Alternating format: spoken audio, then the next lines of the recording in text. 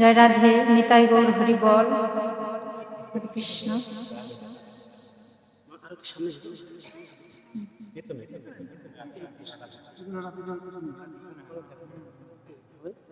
হরে কৃষ্ণ।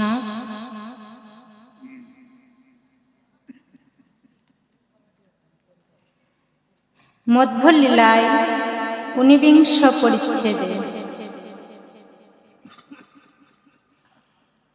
সৃষ্টির প্রথমে যেমন রামায়ণ ব্রহ্মাতে শক্তি সঞ্চারিত করিয়া লোক সৃষ্টি বিস্তার করিয়াছেন, তদরূপ শ্রীকৃষ্ণ চৈতন্য মহাপ্রভু উৎকণ্ঠিত চিত্ত হইয়া শ্রীরূপ গোস্বামীতে শক্তি সঞ্চার পূর্ব কাল বসে বিলুপ্ত বৃন্দাবন সম্বন্ধীয় রসকেলি কথা পুনর্বার সর্বত্র বিস্তার করিয়াছেন।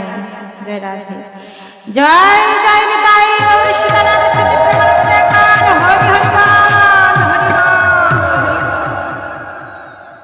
সর্বভক্ত এবং আমার শ্রীগুরু শ্রীপাদ পদ্ম উপস্থিত আপনাদের সর্বচরণে আমার দণ্ডবোধ, শত সহস্র কোটি প্রণাম।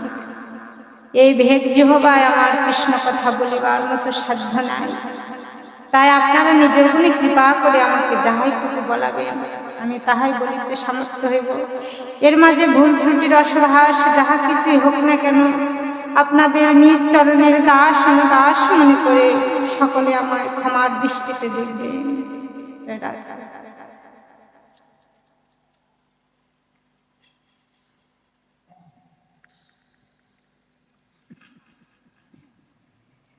জয় জয় শ্রী চৈতন্য জয় নিত্যানন্দ,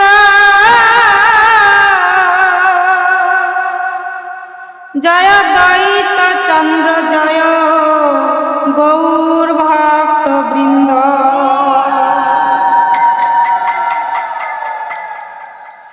শ্রীরূপ সনাতন রামকেলি গ্রামে প্রভুকে মিলিয়া গেলা আপন ভবনে, দুই ভাই বিষয় ত্যাগে উপায় সিজিল, বহু ধন ধন দিয়া দুই ব্রাহ্মণ বরিল। রাধে রাধে। আমাদের সবাই তো শোনা আছে যে রূপ সনাতন দুই ভাই।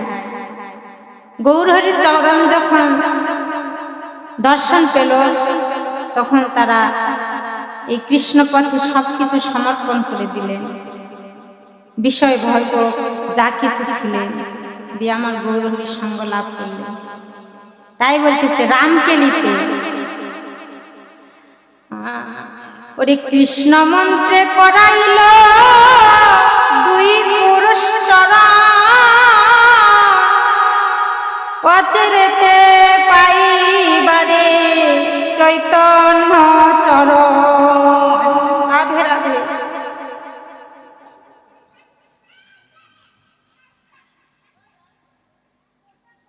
জীবের বিস্তারের লাগি নন্দসুত হরি ভুবনে প্রকাশ হয়েছেন গুরুরূপ ধরি। আজকে গুরুই আমাদের সেই শ্রীকৃষ্ণ চৈতন্য। এই জন্য বললেন চৈতন্যের চরণ। ওরে শ্রীরূপ গোসায় তবে নৌকাতে ভরিয়া আপনার ঘর আইলা বহু ধন লইয়া, ব্রাহ্মণ বৈষ্ণবে দিল তার অর্ধ ধনে, এক চৌঠি ধন দিল কুটুম্ব ভরণে। ঘরের যত ধন দৌলত ছিল, সোনা দানা টাকা পয়সা সবকিছু ব্রাহ্মণদেরকে দান করে দিল। গরিব ভিখারি যতগুলো ছিল গ্রামে সবাইকে দান করে দিচ্ছে।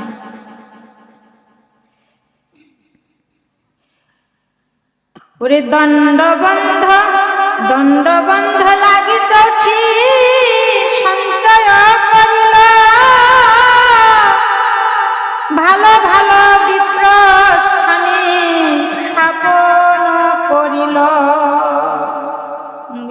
রাখিল, গৌরে রাখিল মুদ্রা 10,000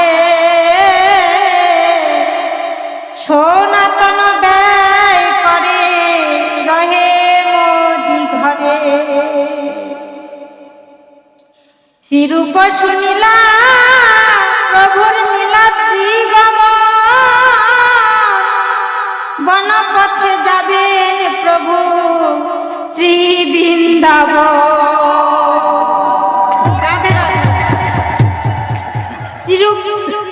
শ্রীরূপের দাদা সে সনাতন। সনাতন যখন বৃন্দাবনে যাবেন তখন এই কথা শ্রীরূপ শুনতে পেলেন।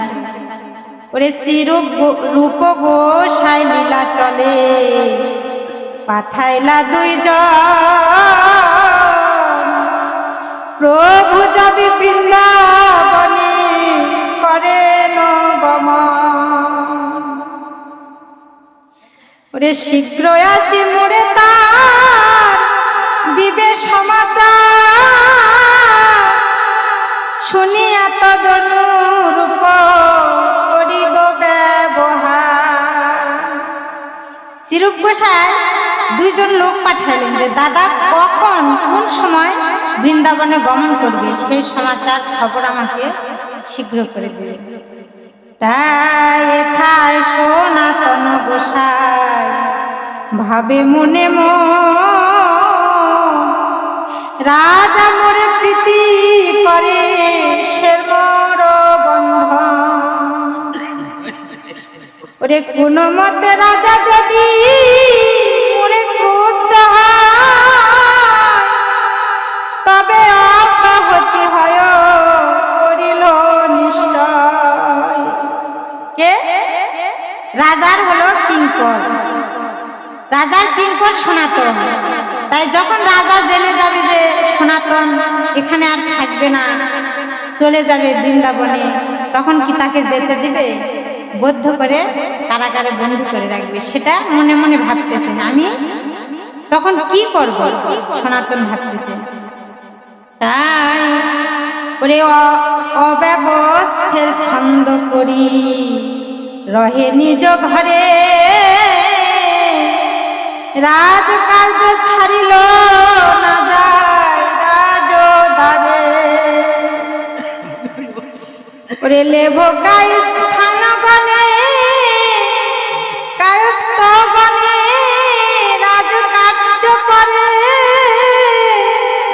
আপনি স্বগৃহে করে শাস্ত্রের বিচারে। ভট্টাচার্য পণ্ডিত 20-30 লইয়া ভাগবত বিচার করে সভাতে বসিয়া।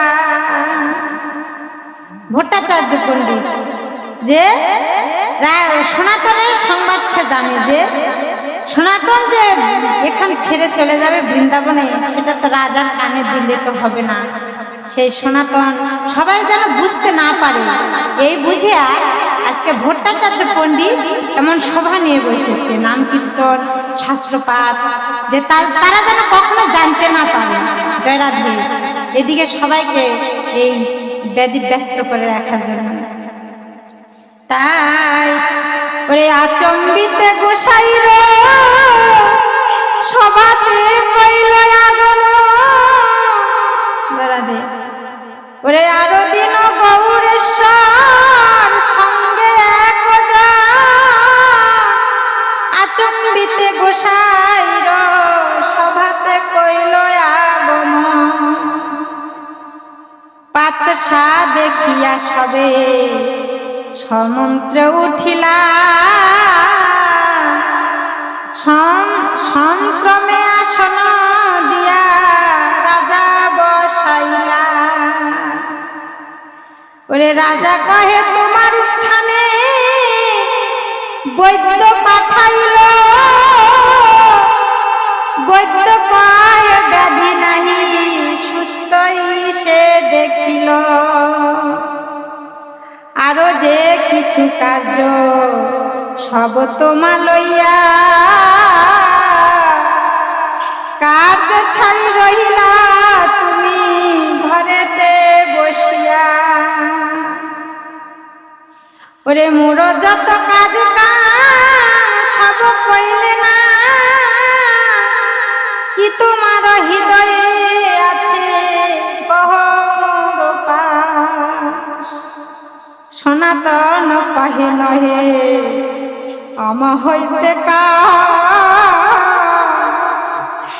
আর এক জন দিয়া কর সাবধান। জয় রাধে।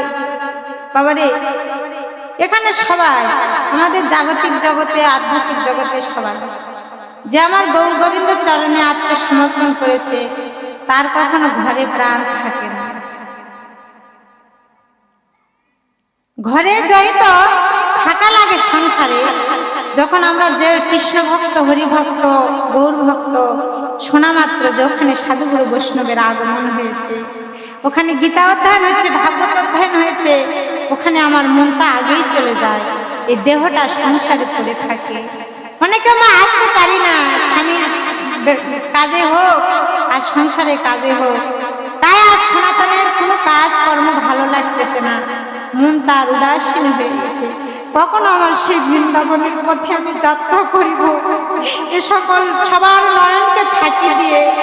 তাই আজকে বলছে যে তোমার মনের ব্যাপার আমরা বুঝতে পারতেছি না, তোমার ঘরে এত কাজ করে আছে আর তুমি আনমনা হয়ে বসে আছো ঘরের ভিতরে। তাই ওরে তবে ক্রুদ্ধ হইয়া রাজা কহিয়ার তোমার বড় ভাই করে দুষ্ট ব্যবহার। ওরে জীব বহু মারিয়া বাক কইলা কইলা খাস, এথা তুমি মোর সর্ব কার্য কইলা নাশ। সনাতন কহে তুমি স্বতন্ত্র গৌর, যেই যেই দোষ করে দেহ তার ফল। রাধে রাধে।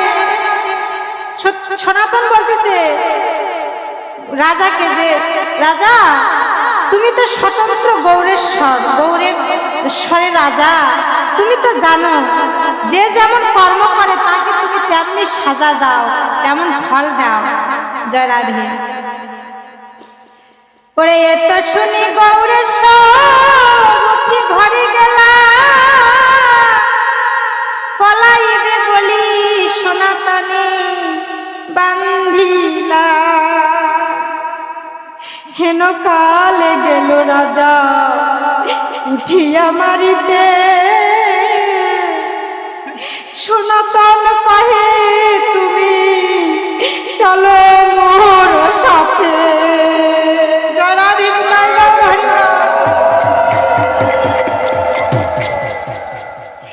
ওরে তিহ কহে যাবে তুমি দেবতায় দুঃখ দিতে, মোর শক্তি নাহি তোমার সঙ্গে যাইতে। তবে তারে বান্ধি রাখি করিল গম, এ থালিলা চল হইতে প্রভু চলিলা বৃন্দাবন। ওরে তবে সেই দুই চর শ্রীরূপ খালি আইলা, বৃন্দাবন চলিলা প্রভু আসিয়া কহিলা, শুনিয়াছি রূপ লিখিল সনাতন ঠাই, বৃন্দাবনে চলিলা শ্রী চৈতন্য গোসাই।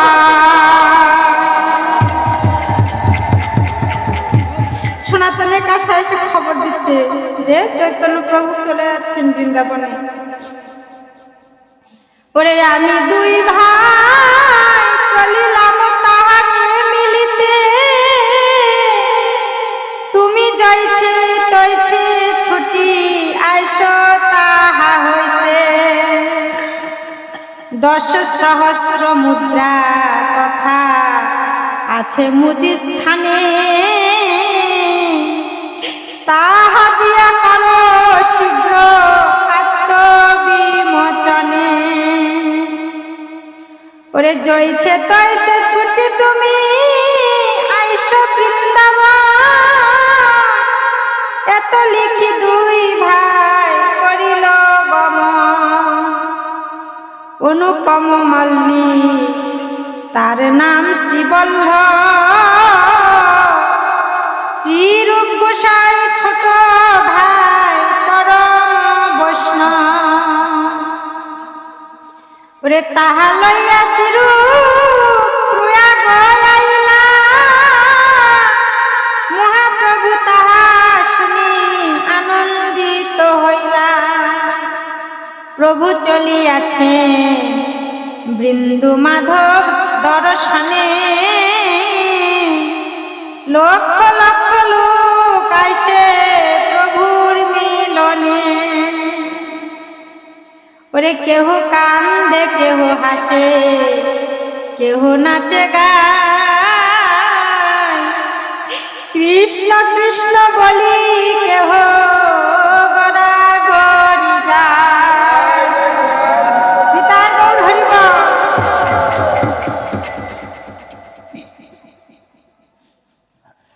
ওরে গঙ্গা যমুনা প্রয়াগ নারী লঘু বাইতে। প্রভু ডুবাইল কৃষ্ণ প্রেমের বন্যাতে। বাবারে যেখানে সাধুগুরু বৈষ্ণবের আগমন সেটাই তো মধুর বৃন্দাবন। দেখে কত আনন্দের রোল পড়েছে আজকে এই কৃষ্ণপুর গ্রামে। জয় রাধে। যখন হতে লাগে তখন 8 দিন কি আর 10 দিন কি, তাই না? তাহলে গুরুর যদি কৃপা না হয়, গোবিন্দের যদি দয়া না হয়, তো এমন করে সাধুগুরু বৈষ্ণবের বাজার কি প্রতিদিন বসতে পারে? ডাকার মতো ডাকলে আমার গৌরহরি কখনো থাকতে পারে না। সেই ভক্তের গৃহে ছুটে আসে। দেখে একটা নয়, দুটা নয়, তিনটা নয়, কত সাধুগুরু বৈষ্ণব মহাজন। তাহলে পূর্বের যদি চাওয়া পাওয়া না থাকে, পূর্বে যদি সঙ্গ করা না থাকে, তাহলে কখনো মিলে না। মিলে কি? তাই পূর্বের সঙ্গ করতে হয়। জীব উপলক্ষ ভগবান শ্রীকৃষ্ণ অর্জুনকে সাক্ষী করিয়া জীবের শিক্ষার লাগি উপলক্ষ করে গেছে। অর্জুনকে জ্ঞানকে অর্জন করে ধরে রাখার নামই হলো অর্জুন। প্রিয় অর্জুন কেন কৃষ্ণের এত প্রিয় ভক্ত হলো? যে সে জ্ঞানগুলাকে আশ্রয় করে ধরে রাখছে। কৃষ্ণ ভাবামৃত রস পান করে আজকে কৃষ্ণ সেই অর্জুন আজকে সামান্য ভক্ত হয় না, বহু ভক্ত নিয়ে হয় নাম সংকীর্তন, অন্তরাঙ্গ 2-4 জন ভক্ত নিয়ে হয় প্রেম ও শাশ্বত। আজকে সেই অর্জুন আজকে এই কলিযুগেতে মহাপ্রভুর অন্তরঙ্গ ভক্ত হয়েছে। সে হলো রায় রামানন্দ। তাই সবার জীবনে তাই যে পূর্বে সঙ্গ করে এসেছে, এই যে সঙ্গ, এই সঙ্গ কি কখনো বৃথা যাবে? একদিনও যদি কেউ কোনো সাধুগুরু বৈষ্ণবের চরণে আশ্রয় নেয়, এরকম করে কৃষ্ণ নাম হরি নাম গুণকীর্তন করে, সে সঙ্গ কখনো তার বিফল হয় না। জয় রাধে।